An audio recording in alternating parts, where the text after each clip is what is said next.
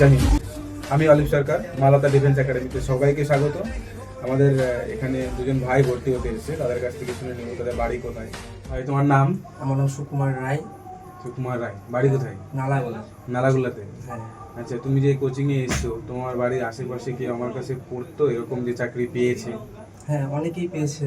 এই রিসেন্ট একটা দাদা পেয়েছে, পার্থ চক্রবর্তী। ও আচ্ছা। দাদা দুটোই পেয়েছিল একসঙ্গে, বিএসএফ হ্যাঁ। অ্যান্ড আর্মি দুটোই। এখন বিএসএফ এ আছে বোধহয়। আচ্ছা। আর এছাড়াও আরেকজন আমার দাদাই হয়, গোপাল দা, আর্মিতে আছে এখন। এছাড়া অনেকেই পেয়েছে। ভাই তোমার নাম? আমার নাম বিক্রম সরকার। বিক্রম সরকার। তোমার বাড়ি কোথায়? নালাগোলাতে। তোমার বাড়িও নালাগোলাতে? বাহ।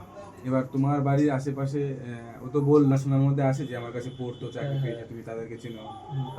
আমাদের বাড়ি বাড়ি। আচ্ছা আচ্ছা। তো তোমরা যেখানে কোচিং এ থাকছো, পড়াশোনা যে ক্লাস হচ্ছে, কেমন লাগছে? ভালো ভালো লাগছে।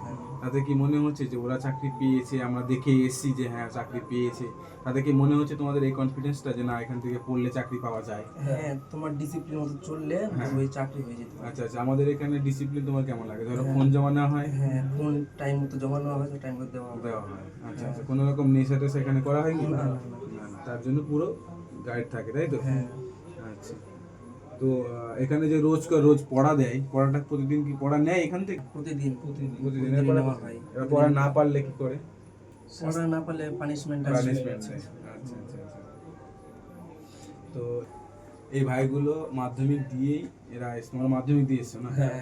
এরা মাধ্যমিক দিয়ে এসছে, এরা খুব ভালো সময় এসছে। যে প্রথম ফার্স্ট 1 বছর ধরে যদি প্রিপারেশন নেয়, তো প্রথম চান্সে একটু বেরিয়ে যাওয়ার একটা চান্স থাকে। যেমন পার্থ চক্রবর্তী যে নাম বলবো, ফার্স্ট অ্যাটেম্পটেই বেরিয়ে গেছে। তো বলবো যে এখনও আমাদের ভর্তি চলছে নতুন ব্যাচের। যারা যারা এখনও ভর্তি হওনি, মানে ভাবছো যে হবো, তারা অবশ্যই ভর্তি হতে পারো আর কি।